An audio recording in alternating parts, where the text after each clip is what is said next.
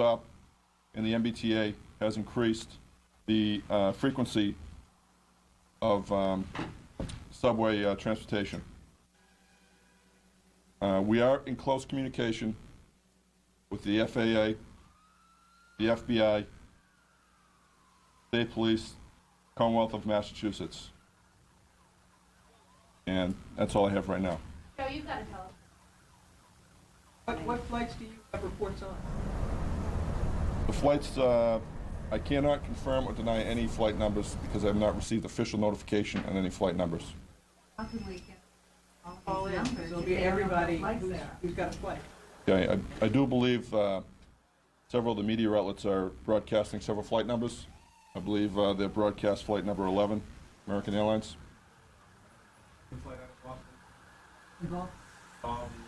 I don't know at this point in time. Were the passengers hijacked? Do not confirm that. Has the airport accounted for all outbound flights? That's outside of the scope of the airport's responsibility. We're leaving it up to the FAA to conduct that activity. Joe, what is the code? Joe, what is the code Fort Knox? We have reports of employees screaming Fort Knox around the airport at the time that the planes went into the world. That I don't know what that means. Doesn't mean have any connotation here at Logan Airport. What about planes that are flying in here? Are they being rerouted somewhere else? Aircraft were flying into Logan Airport. We did take some arrivals, but now since the airport is shut down, these flights will be diverted to Canada. They're not taking flights either, would you? Are you screening passengers? Remove them from another area, yes. They're being directed to seek either public transportation or their own transportation out of the airport. Leaving the airport? No. How long do you anticipate the airport to be closed? It's indefinite at this time. We'll be meeting with the FAA. We'll be conducting analysis of our intelligence that we have. We'll make a determination later on this afternoon. What detail? Pardon me? I can just tell you briefly, we have shut down security checkpoints. We've moved everyone away from the boarding gate areas. We've increased police presence dramatically. We've requested additional state police be sent to the airport. And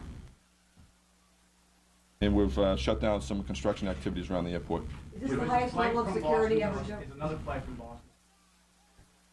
I can't confirm or deny that right now. Is there anything unusual about the boarding procedure of this flight? I don't have any reports that would say the same. Are you investigating breaches of security? How are you getting to the bottom of this hijacking? I can tell you we have an ongoing investigation right now.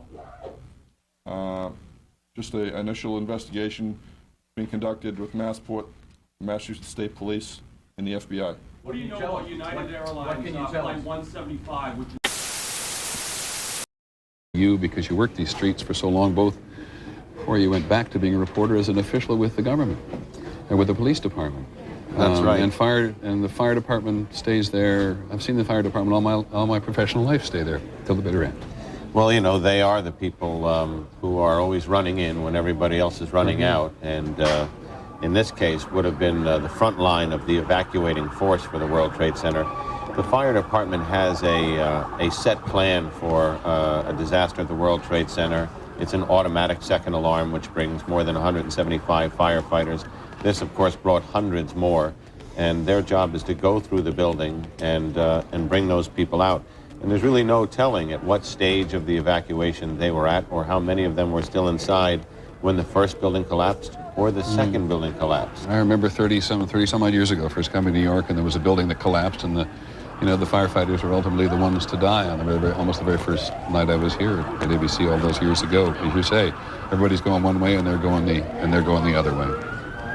John, I know that you're listening a lot to the network.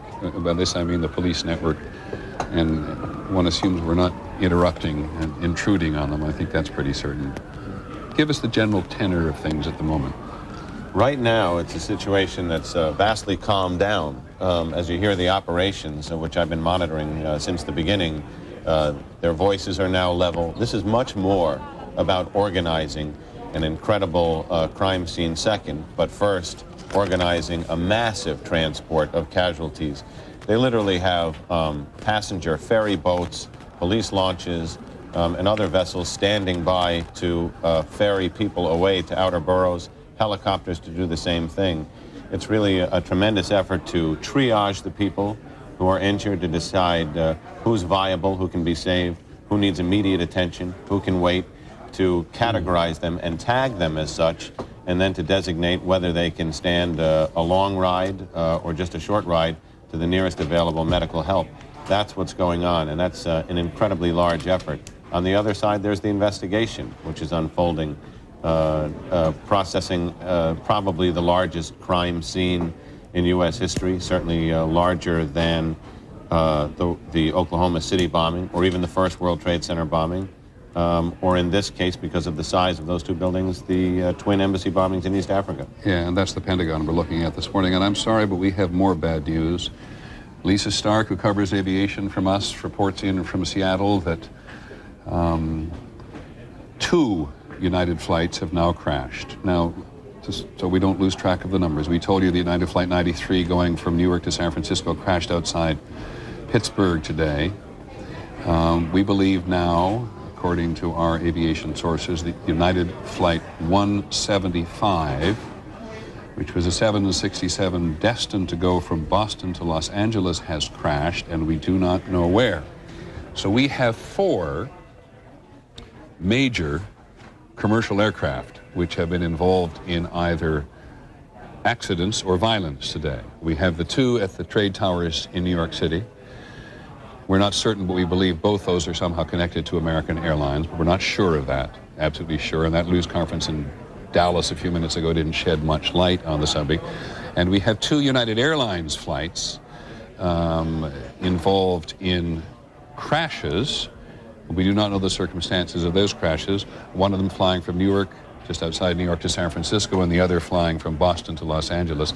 And we may or may not have another aircraft, because we have no certainty yet what the aircraft was, who it belonged to, really what size it was, that penetrated the outer ring of the Pentagon this morning, right through to the inner ring of the Pentagon's courtyard there, and caused what ABC's Jack McWethy called heavy casualties there. So we have 4 significant commercial aircraft carrying, in some cases, well more than 100 passengers who've all been involved in acts of violence on purpose or otherwise today. And Mayor Giuliani, Mayor of New York, who will probably get a better feel of this before anybody else at the moment, has now described a tremendous number of lives lost in the New York attack on the New York trade towers, and it doesn't come as any great surprise to anybody. The mayor begins to give us some sense of magnitude which is beyond that which we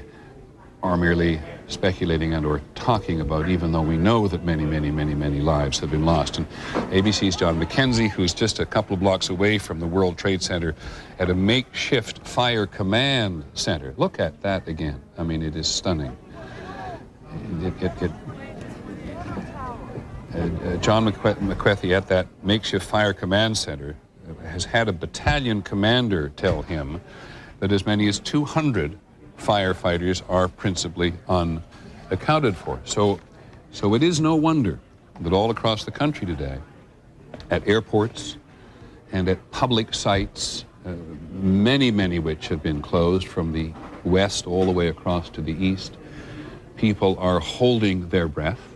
Don't wish to be melodramatic about it, are holding their breath as to whether or not there is one more, or should I say, another incident to come. And that was because the shock was so profound watching on television, as we did this morning, to see the second aircraft come in and crash into the other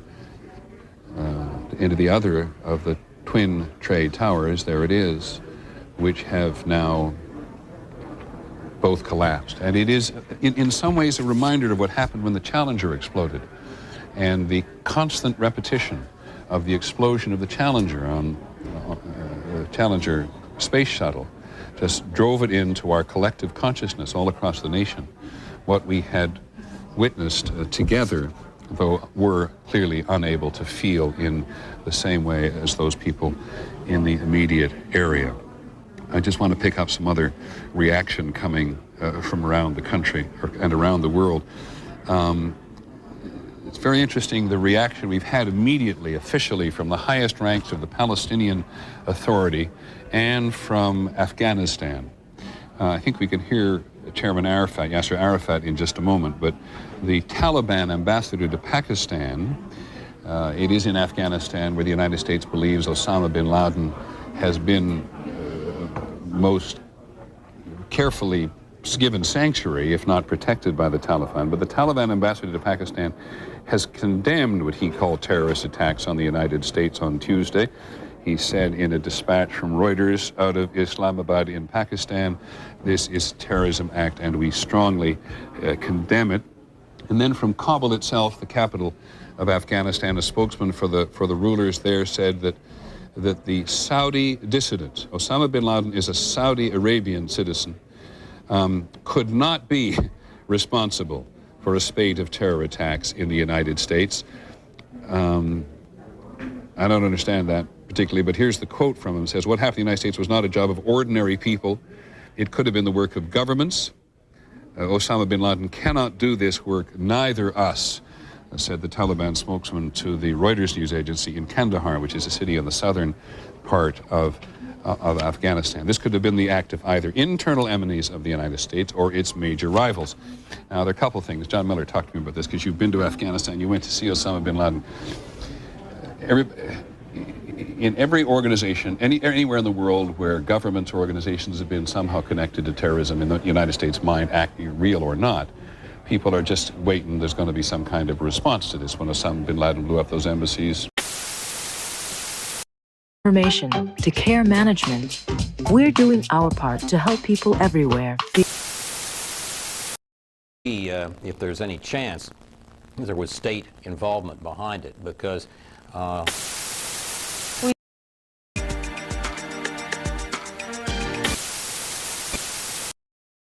injury. Residents who live nearby returned to their homes after a voluntary evacuation.